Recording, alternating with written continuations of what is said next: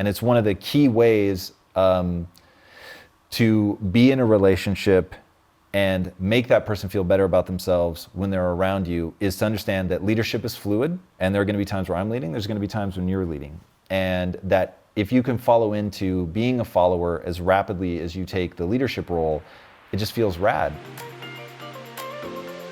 I'm Bilyeu, and I went from housewife to co-founder of the billion-dollar company Quest Nutrition, and now president of Impact Theory.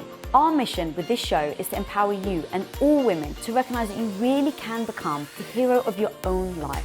Welcome to Women of Impact. I think it's safe to say, almost universally, that every single human on the planet wants to be in love.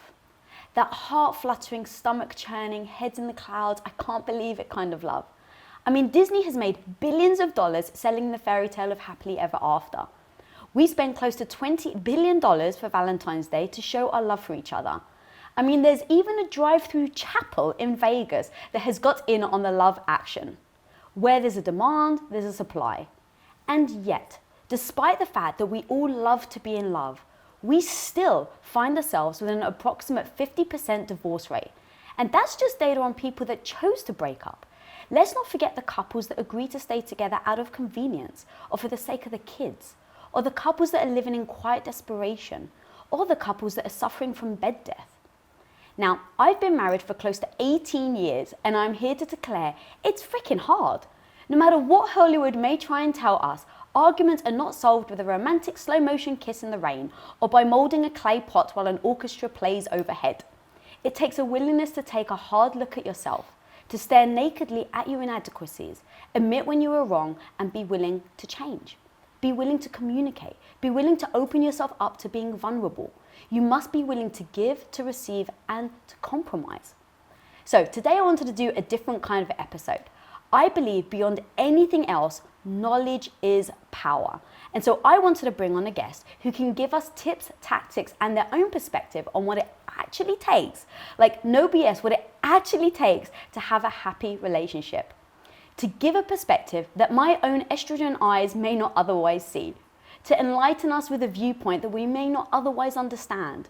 The more we know and understand about relationship dynamics, pitfalls, hurdles, and conflicts, the better we can be at navigating those river rapids. And in my opinion, there is only one person on this whole planet that can do that. So please help me in welcoming today's in-flight entertainment, the pilot to my plane, the yin to my yang, the Mr. to my Mrs., and the half to my whole. The love of my life, my hubby, Mr. Tom Bilyeu. Maybe. I got a little emotional at the end reading that. It was very sweet. Welcome to the show. Thank you for having me. You're our first man on the show. Wanted to do a very special episode for Valentine's Day, and it's just, I've had 18 years of marriage with you, and the lessons that we've learned along the way have just been so empowering and like enlightening, but I can only talk from my point of view. So I was like, you actually make the perfect guest. So I want to welcome you. And then also I want to start with one of the things that you have always said is like the base and foundation to relationships. Selection matters. So that's where I want to start. Talk to me about selection matters, what you mean by that. So this is, I feel so bad because for a long time it didn't dawn on me how important it was. And I just thought that I was like king shit at relationships. And then I really started to think about the way that you are in the relationship and how would I be able to apply the things that I'm learning from reading books and all of that stuff about how to make a relationship work if you weren't so adept at one, just being good at communicating, two, you're so good at letting things go and realizing how much grace you were giving me in the relationship to make mistakes, to try things that didn't necessarily work, or to just be plain young and stupid. I don't remember when it hit me, but I remember how it felt when I was like, wait a second. If I didn't have that, then all of the knowledge and tools and tactics wouldn't go anywhere. If you didn't have a growth mindset as well, then this would really be sort of dead in the water. And it really made me start to reflect on how much of this is actually that I have tools and tactics and how much of this is that I just really chose wisely. And really began to realize you need both for sure. You need the tools, you need the tactics, you need communication, the hard work that you were talking about in the intro. all of that's real, but you really need to pick somebody that has certain sort of objective universal characteristics, like either already a growth mindset or a willingness to pursue it. I mean, we got together so young, and I know neither of us had a growth mindset, but we understood very early on that you either grow together or you grow apart.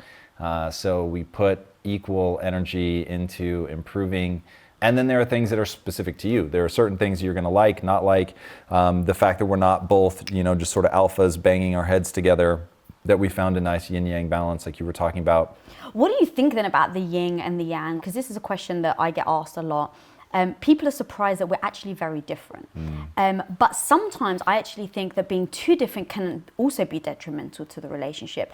And for me and you, we talk very heavily on values. So when we first got together, talking about the values to our core, because even though we're different in personalities, I actually haven't found that that's been a problem. Well, it creates all of the issues in our marriage, 100%. Yeah, you're right. But you're absolutely correct about that narrow band of different but not too different. Yeah, where do you think that fine line is? So I think that you have personality, what I'll call the combination of inbred traits, just the way that you are, your default orientation. I don't think you've done anything over your life to have the default personality type that you have, nor do I feel like I've done anything for mine, but the values were added on. So your personality types, I think, are a yin yang. Your values, though, I think need to be very similar, deadly similar. Because if you really clash on something super important, and we talk about this, it's like when you're arguing, you may have a base assumption misalignment, and it's like, oh, you think things are one way, I think things are another way. But once I understand your base assumption, oh, you think, X, Y, Z. Then it's like, okay, well, it's not a value. Now I understand where you're coming from, that perspective, I can adopt it easily. But if it comes down to, we now understand what the base assumptions are, and I still think you're crazy, because now we're talking about a value, the way things ought to be. And once you get to the way things ought to be and you have a collision there, so I understand your position, you understand mine, but I think you're crazy and you think I'm crazy, that's where it gets dangerous. You can have some, you will have some. But if you have too many and you don't know how to navigate or compartmentalize or say, hey, cool, like we'll put that on the back burner, you're gonna have a real problem. Yeah, because I remember when we first met, one of the things that almost everybody universally told me that I knew was like, I know where this goes. You don't normally go after somebody like that. He's not your type. He's not your type. He's very different. And that was because I was brought up in North London around a Greek and Turkish community. And so that was who I was around. That's who I dated.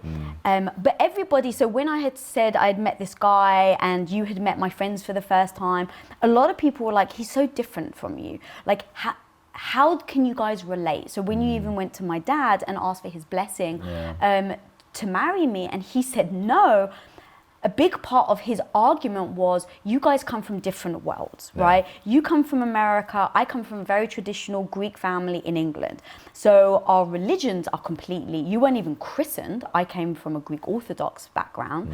And so when I hear people talking about this type of thing, from the surface, it may seem, you guys will never last. Right. Like, how are you ever going to agree on things?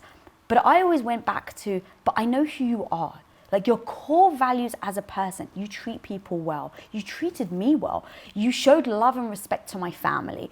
You always give me respect. You never try and shut me down. So, like, to me, that's what's important. It's not about where you come from or whether you have a same religious background, or if you, at least for me, I would say, it didn't make a difference. It was like, are you a good person? Are you a good human being? Are you going to treat me well? So I assessed what my values were and then looked at yours and saw how they aligned well.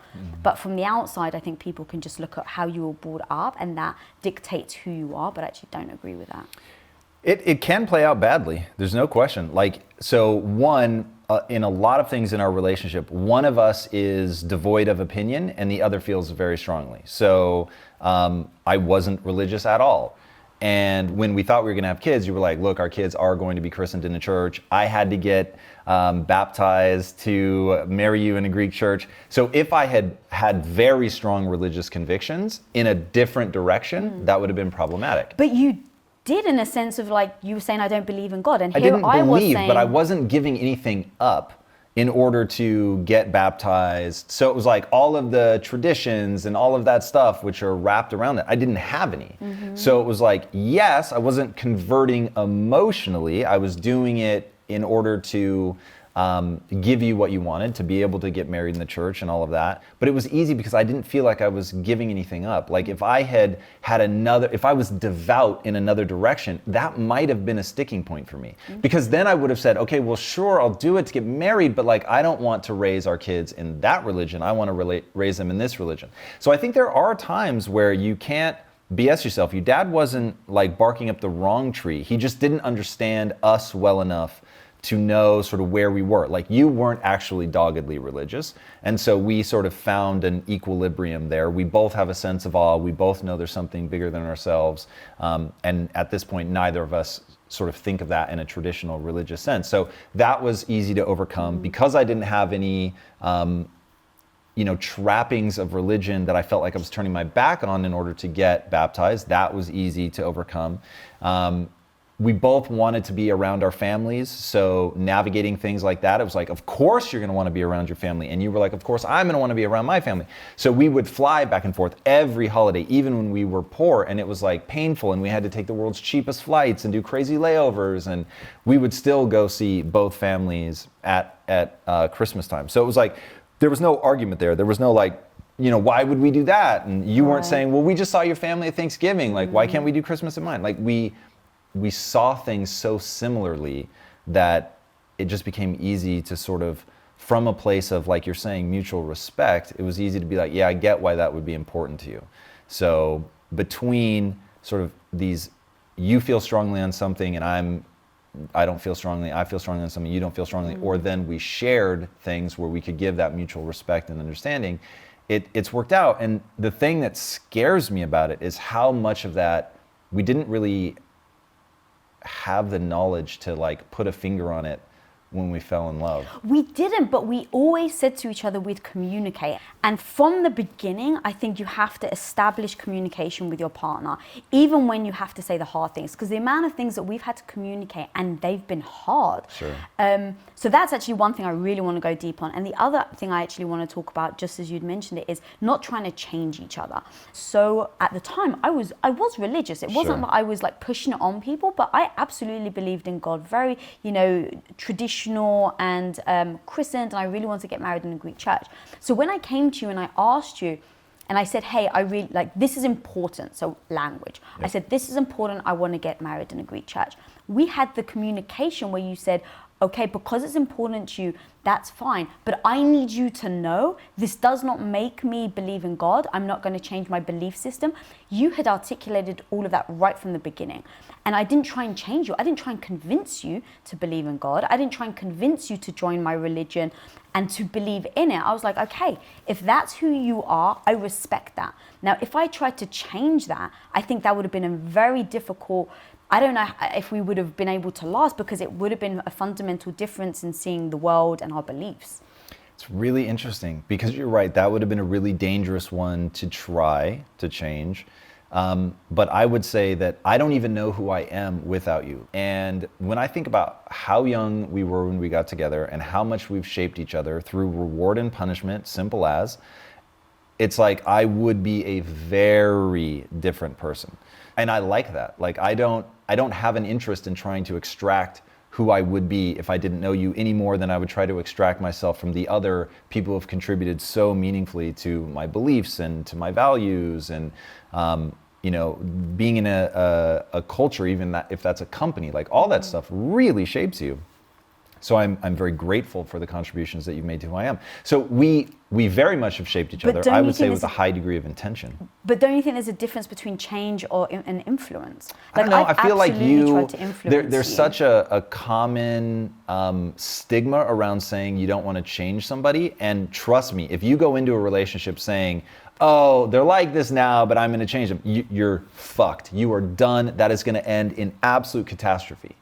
But now I'm going to hold two competing ideas in my head, because the other side of that is, yes, that's very true. But as I get into a relationship and go, ooh, when you do that, it really, it doesn't sit well with me. That's not something I can be involved in long term. Then you do set out to shape each other. Now, the one agreement that we had in the beginning was we don't have a better word for this, maybe just influence, but it doesn't sound quite truthful. So the word we used was manipulate. I'm gonna manipulate you, and we talked about this. I'm gonna manipulate you, you're gonna manipulate me. The only thing I promised you was I'll never do it without telling you exactly what I'm doing.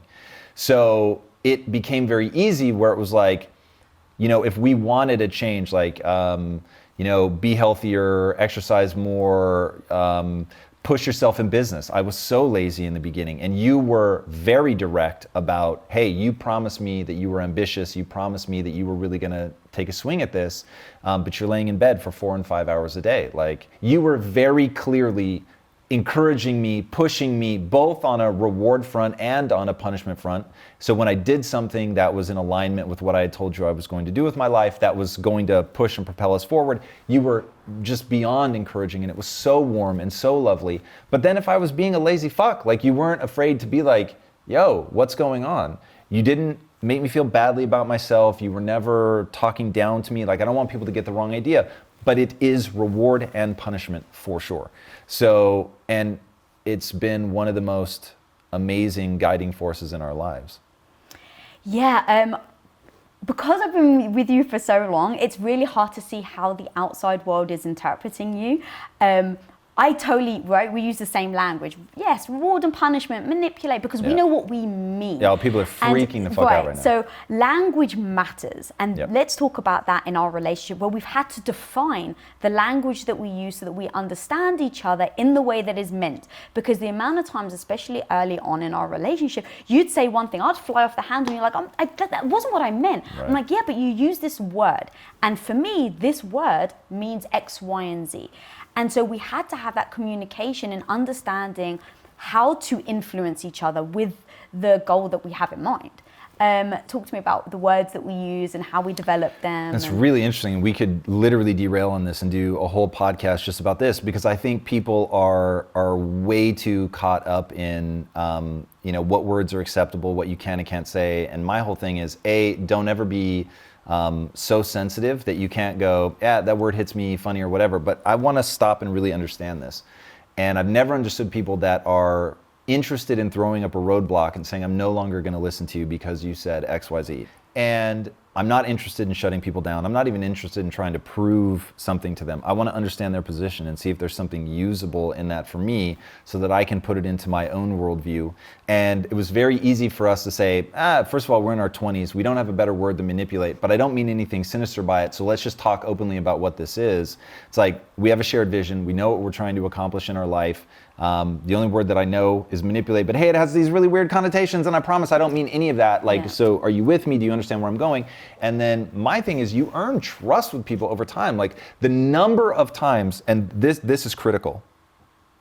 If you're in a relationship and you weaponize the knowledge that you have about that person against them, you know my every insecurity. I mean, the fucking really weird, nuanced ones. In 19 years of being together, you've never weaponized anything against me. Not something that I said in the past. You don't do the bringing something up from a past argument. You don't do any of that shit. And it would be so easy for you because your mind is like a steel trap. It fucking terrifies me. And you remember all of that stuff. Like, for me, I'm gonna fucking forget it anyway. So, but I mean, I know your insecurities well enough. I could certainly weaponize them against you, but I don't want to. Like, I don't even have the desire or the inclination. It's like, I could end this argument. I could drop her to a bag of sobbing rubble if I just said this one thing. I have no interest in doing that. It's like, it's so terrifying to think how fragile trust really is that it only takes one gnarly comment that was aimed to be cruel, and you can really do a lot of damage. So we had earned all that trust. So by the time we're talking about stuff like that, it's like, we've already been together for a while. There's a lot of trust built up. It's so important to treat people kindly and to make them feel better about themselves when they're around you. Yeah, and we're so used to each other and each other's language that even when I know you're trying to move me, let's say, and I even say to you, like, I see what you're doing there, Bilyeu.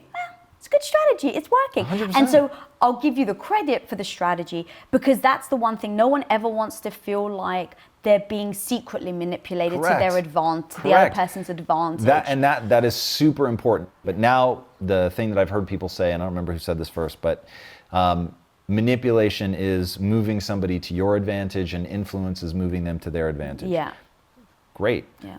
I would say that we always moved each other to mutual advantage. It was always about the relationship. But even the language we use with each other, so we have, like, for instance, a word that we say that which is important. I say the word important to you maybe 2 or 3 times a year. Right. You say it back to me. That word for us, we have both come together to define and say this word means that no matter what's happening, you drop what you're doing.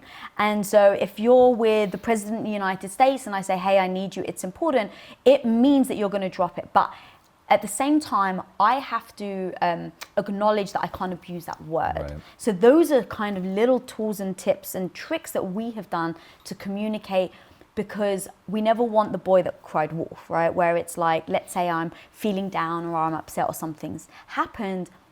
I don't ever want to keep calling on you, and then when I really freaking need you and then you're busy and you're like, I just don't have time. So we've really defined that word and what that means to us. Another thing which I want to go deep into is defining roles. This has been massive for us because I feel like, especially my role in the relationship has absolutely changed from the time we were going to get married to where we are now. So talk to me about what you feel, or like actually you were the one that came up with the phrase defining roles. Yeah, so I think that it's really been a fascinating journey going from I was going to work and be the provider, and you were going to take care of the home and the kids, and then no longer thinking about having kids, and then going in and founding a company together.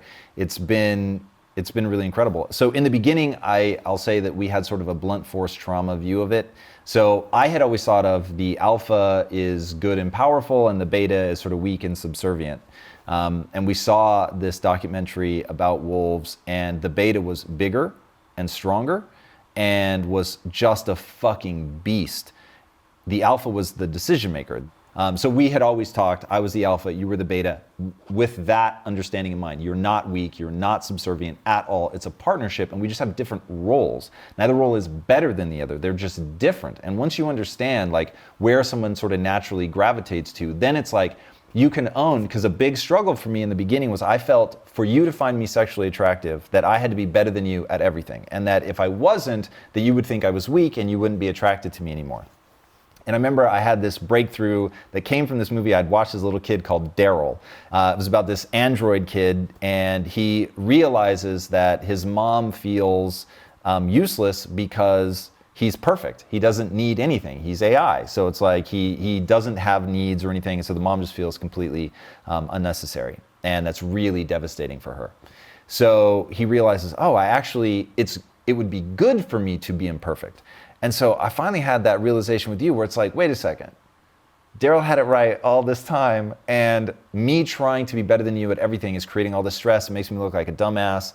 It just is really stupid. And I thought, whoever would want to be worse at everything than the person that they're with, so that the other person is always better at everything? That would be a fucking miserable existence. So I was like, let's really be honest. There are definitely things that you're better at than I am. And the weird thing is there are many traditionally male things. So logistics, spatial orientation, systems, it's like all things that I'm just uniquely terrible at, you're really good with. And so it was sort of jarring to be like, wait, these are supposed to be the things that I'm good at. I'm not. You really are gifted. And then once I started saying, you're better at this than I am, and then we began to go, okay, well, here's where Lisa's better, here's where you're better, and I'll hear you out, you hear me out, but basically this is your domain, you make the decision, this is my domain, I'll make the decision. So using business terms, you've got the visionary and you've got the integrator. And that, I think, is very powerful for people to understand sort of at a high level, like where are you, even if it's just with a family dynamic. You know, where are you? Who's good at what? What are your areas of expertise? When are you going to say, okay, this is where you really shine? When are you going to say, this is where I really shine? And you want to uncover every rock to find places where your partner is amazing. And you want to celebrate them for that. And you want to make sure that they know that they're rad there. You want to make sure that you carve out the space for them to be awesome there, because it's going to make them feel good. And it's one of the key ways to be in a relationship and make that person feel better about themselves when they're around you is to understand that leadership is fluid, and there are going to be times where I'm leading, there's going to be times when you're leading. And that if you can follow into being a follower as rapidly as you take the leadership role, it just feels rad. And when you're doing it in a way that makes sense, meaning I'm going to follow you when you're the right person to lead, and you're going to follow me when I'm the right person to lead, it gets pretty interesting. Yeah, I remember very early on us having that discussion. And initially when we were talking about roles, it was definitely more traditional about you're going to go out and work, I'm going to stay home, I'll cook, I'll clean, I'll take care of the bills. And we had a plan. We were going to make enough money so that we could make our own movies. But we had definitely defined those roles. And over time, you had gone into entrepreneurship, you were really deep in that, and I was basically a stay-at-home wife and I was not enjoying it. And over time, it started to really weigh on me.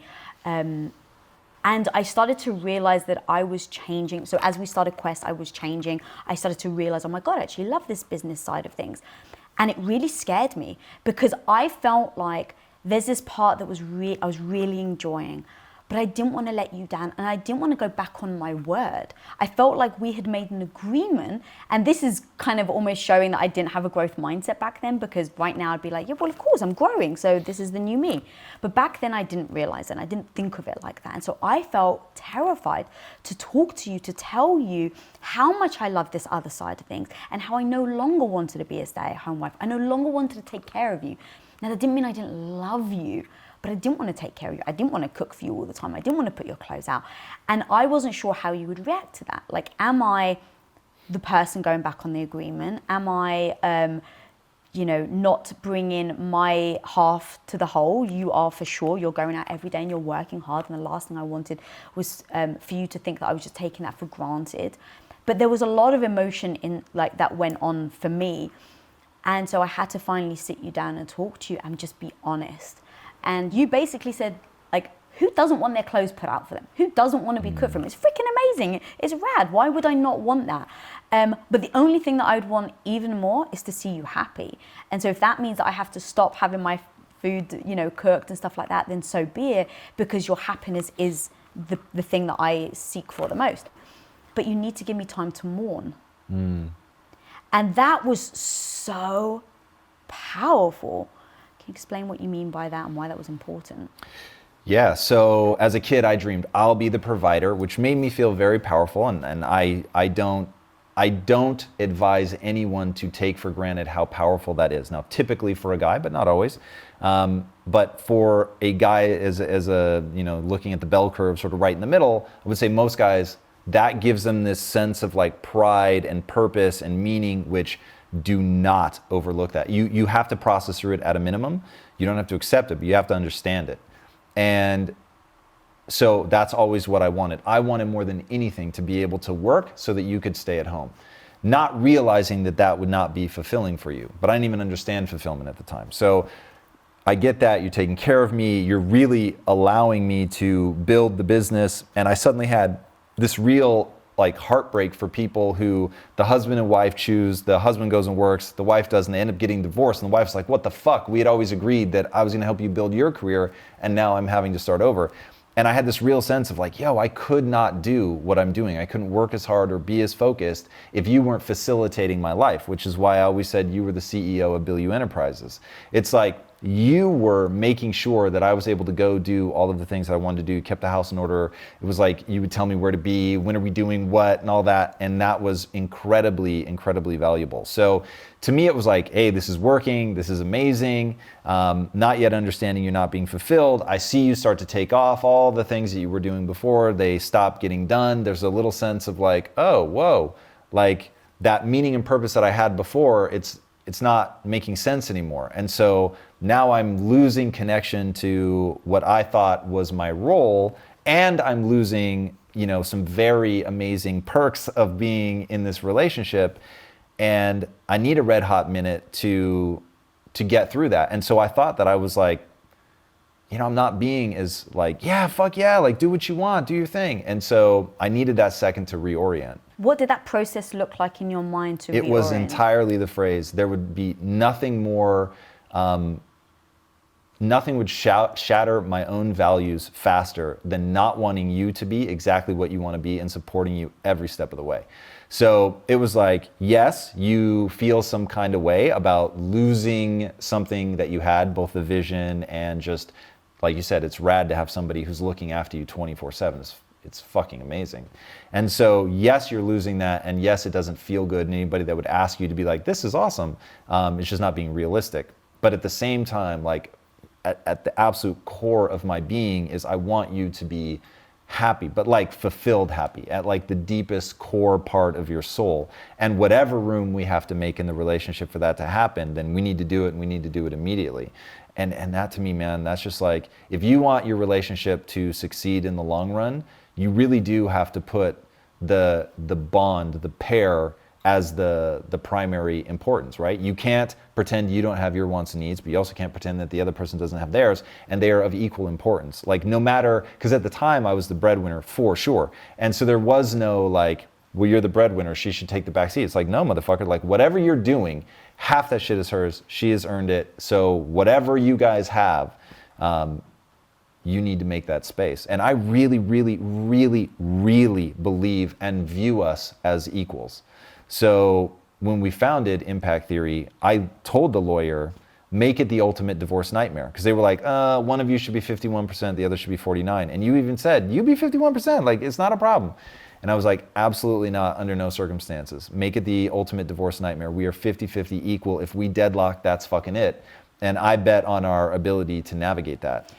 And I love that. And most people probably watching and listening don't have a business together like ours.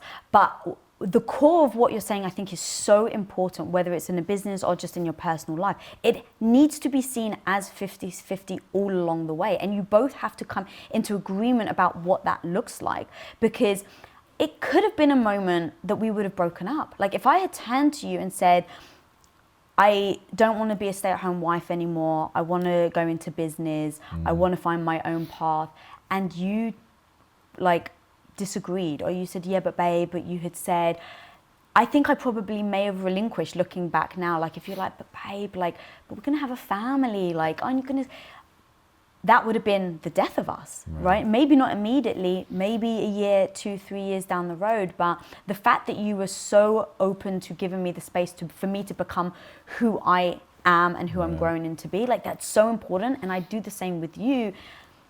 Even though I knew you were always ambitious and you always have big dreams, it's making sure I'm always giving you the space to be able to do that, and not feel like you're asking me for permission, but definitely the buy-in.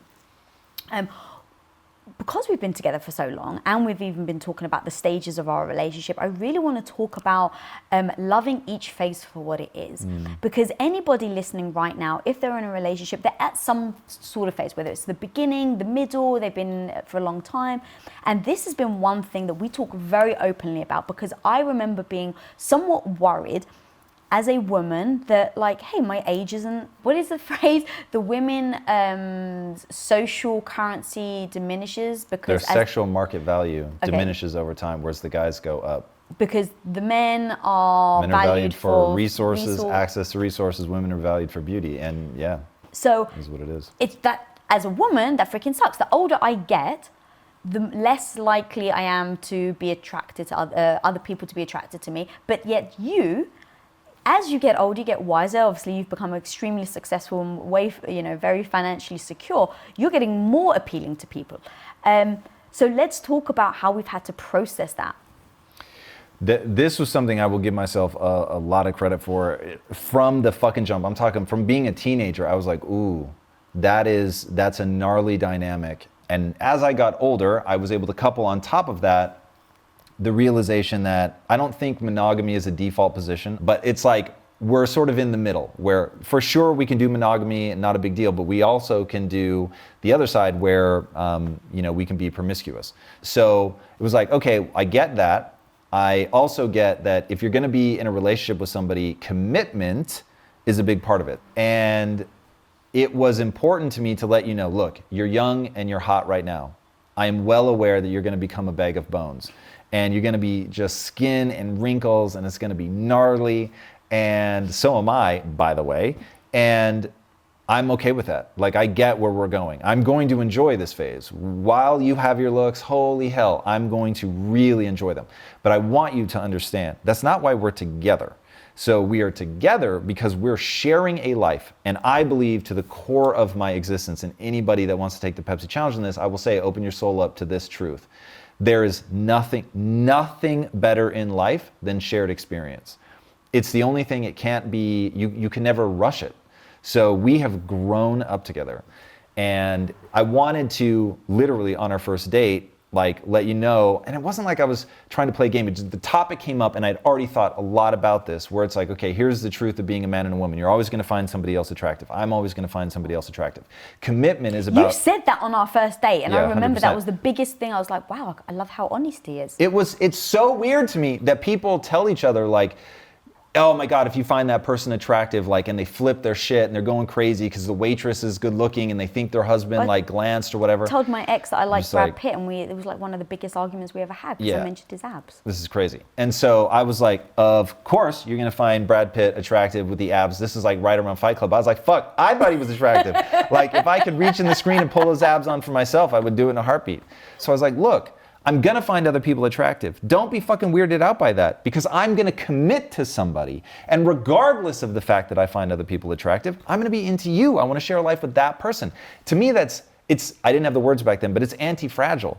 If the only reason that person is with you is because they only have eyes for you, talk about the world's most fragile position. The second you're not in shape, or you have the flu and you look like 10 pounds of ass, or you get older, it's like, yo, what is this? Like, for me, what if we lost all the money? Would that mean that you no longer want to be with me? So it's another fragile position. It's like, I just didn't want to be there. So it seemed very clear to me, there's a difference between attraction and commitment. And so when you're in the beginning of a relationship, and they've done the neuroscience on this, you cannot tell the difference between someone who's had a bump of cocaine and someone who's looking at the photo of somebody that they've newly fallen in love with. It's all consuming. It is a rad feeling. It is super fun. I enjoyed every second of it while we were in that phase. But it's like, you don't need to read a lot of books on neuroscience to realize, oh, this is gonna change. And because by then I'd become obsessed with reading about the brain, I already knew, hey, this is gonna change. The way that we feel about each other, the neurochemistry, it's gonna be a different cocktail in a year or 2 years or whatever. And how many people have to make a joke about the honeymoon phase is over before you go, what is the honeymoon phase? What is beyond that? How does a relationship thrive beyond that? So that was my obsession in my early 20s, was really like figuring that out. So anyway, I'd hit you with that early on. You're gonna turn into a bag of bones one day, but I need you to know, like, I will find a way to connect with you physically, as we age. And part of that is just my obsession with that shared experience. Yeah, I'm glad you brought up the brain chemistry in that first time, that first period, because so many people that I've spoken to, friends and stuff, it's always a year or 2 years down the line where they've just gotten used to each other. That electricity that you first felt, you don't have that anymore. So then it just becomes a live every day as is. But with me and you, it was always, we don't ever want to take each other for granted. And if I can be 100% honest, right, at the beginning, of course, we just can't keep our hands off each other, right? It's like literally all we can think about is, finding some time alone. And I think I may have worried, is he not into me anymore? Is he not attracted to me anymore? Have I changed? Oh my God, have I put on weight? Right? Like, I absolutely know myself well enough to know that would have been where my mind would have wanted to have gone. But because I've also worked on myself and my own self-esteem, but also you had laid that groundwork of it's never always going to be like this, and we have to accept it, but enjoy it for what it is. Right. Instead of like always mourning what the last phase, like really enjoy it. And we have, like you said, we've been together for 19 years and we've gone through many phases now, and we've always addressed those phases almost when it's over. I don't know if you've noticed that. I try to be aware of it in real time. I try to really enjoy it while you have it. Don't take it for granted. Don't get numb to it. And I know it will continue to change. Like, I do think about, will there come a day where I don't feel the sense of urgency around my ambition that I feel now? Almost certainly. I mean, when you look at just the neurochemistry of it, it's sort of inevitable. When you think about hormones changing, like when you were saying, oh, we couldn't keep our hands off each other. First of all, I want people to know you have to keep your sex life alive forever. 100%. So we're super aware of that. And that's something that we actively talk about. For sure. And when we first got together, legitimately it was distracting. It was like I couldn't do anything because all I wanted to do was have sex. And that's not sustainable. Like, I actually wouldn't want that in my life now. It's funny how we've come to the same conclusion in different ways. Like for me, because you were always like, I'm never going to be in a sexless marriage. And you pretty much said that from like almost date one. Church, that, my biggest fear since I was 14 is being in a loveless marriage. And what's interesting is, for me, I had been around women, my mum's friend, every adult woman that I'd ever come into contact with when I was younger, you'd hear stories and you'd hear snide comments. Yeah, and so I'd hear like people in my family making jokes, but it's like, oh, it's his birthday, I guess I got to give it up. Or it's like, well, if he's lucky. And I would hear this growing up. And so I just adopted that. I was like, oh yeah, if he's lucky, I'm giving you a gift. It's me giving it to you. And I remember when on that first date where you're like, I'm never going to be in a sexless marriage. I want to make sure that we're always communicating. I don't know if you said this on the first date, but over time, we had said we need to make sure that we're both on the same page about what is satisfactory and what's satisfying for both of us. Because I want you to feel satisfied. And I want to be satisfied. But if we're not having that discussion, we can never get there. And then also, I really didn't like the way I had been taught to see sex in a couple's relationship. Right. It is not me giving you a gift. It is us both enjoying this moment together, right? Shared experience, like you said. But the mindset that I had been taught about that was that the women have full control. The guys are there to basically be given a gift whenever the woman allows it.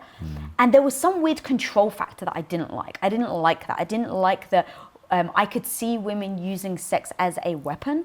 That never sat well with me. And so for me and you, it was always like, babe, what is truly satisfying to you? It doesn't mean that I'm always going to do it. I'm not a puppet or, a rag doll. But like, I need to hear what you really find satisfying, because then we can communicate and work through, do we actually, like if it was 10 times a week, okay, can we actually sustain 10 times a week? Right. Do I personally want 10 times a week? Like, but we had to have that conversation without anyone feeling threatened, without either of us feeling like we were needy or asking for something. That always feels weird as well.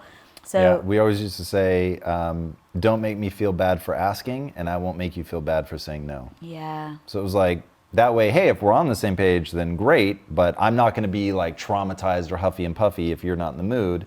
But don't be surprised if I seek more frequency than you do. Right. And then also understanding, another thing going to when I was brought up, I heard a lot of women say this, whereas like they would expect flowers. If they didn't give flowers on Valentine's Day or on certain occasions, then they were going to quote unquote punish their partner. And for us, the one thing also that was very powerful and still is very powerful that we say to each other, don't test each other. Like if 19 years together, like if you don't know by now how much I freaking love you, I've obviously clearly failed. But if you do, then don't test me. If there's something you want, if there's a way I can make you happy, know that I love you. I just may be blind to it. Talk to me about that and the hard lessons you've learned in that. Oh God, you're gonna make me talk about this? Jesus, this makes my list of like most embarrassing things ever, but sure, here we go. You brought it up, motherfucker. This was a thing that made you say don't test each other. So I'm about Christmas lists. So you make a list of the things that you want so that nobody has to guess at what you want and you don't have to fake liking something that you open. I thought, man, people spend money on this shit. Like, don't they want to get you something that you want? So anyway, my family, from the time I was a little kid, like, it starts writing to Santa and we just never stop. So my family's always on Christmas lists. But you're like, no, I don't like to do lists. You didn't say it was crass, but that was basically the vibe. And so you're like, oh, I've been hinting at what I want for Christmas for months now. And I was like, what? And so I'm like, what has she been bringing up? Like, oh my God, like I'm racking my brain. I'm trying to think. And I was dirt poor. I want people to remember that when I tell this story. Dirt poor, and I'm like, fuck, what does she say? Like, it's something nice, okay, expensive, what's sort of at the edge of my budget? What might it be? Oh my God, that's right. She mentioned Crest white strips. And they were like $60. For me, that was like crazy money. So I was like, fuck, okay. So we didn't even spend Christmas together. So you were in England, I'm in Tacoma after weeks of like racking my brain about what you could possibly have been hinting about. And the real answer was a watch. Now, at the time, it was so funny. I love the To story you, so much. It was not funny to me. I was so embarrassed. I was horrified. The reason why I wanted to bring that up, though, is because that happened so early on. I didn't get what I wanted, and now you'd spend money on something that I didn't want. Yeah. And I was like, maybe we should communicate more about what we really want. And it was you saying that really changed things, because I definitely used to be the like, well, if he loves me, he'll remember. Yeah, and I get if it. I mean, it's me. He says he loves me. So I made all these justifications in my mind. And then when you... Time out, because it isn't a justification. What I want people to understand is that's how it works for you. So for you, you simply assume everybody's like you. You don't realize that you have, that's how you're wired. Right. And I'm just not wired like that. So like, I can't think of anything more stressful than somebody expecting me to remember what I'm supposed to do, when, in what sequence, what they want, like whatever. Oh my God. Like the reason I have an executive assistant is because I can't remember that shit. I have my talents. I have my strengths. I know what they are. I lean the fuck into them. But on the other stuff, there are just certain things that I have to outsource. You're very right, because I am good at that. So I just assume... You take it for granted. Right, and there's a few things that I had to remind myself. Does 19 years not count for anything? I mean, obviously it hadn't been 19 years when we had this discussion, but all of that is like, if someone has spent years and years really working and showing that how much they love you, you can't just then think it doesn't count on this one day because they've forgotten. Right. And then also... is understanding that where your strengths, like you said, your strengths and your weaknesses are. And I do want to see you succeed. I see in your face how hard it is when you've disappointed me. And because I know you so well, I see how heartbreaking that is for you, that you feel like you've disappointed me. So here I am saying, I don't want to see that look on your face. So if this is really a freaking partnership, which we've committed to that it is a partnership, I need to help you.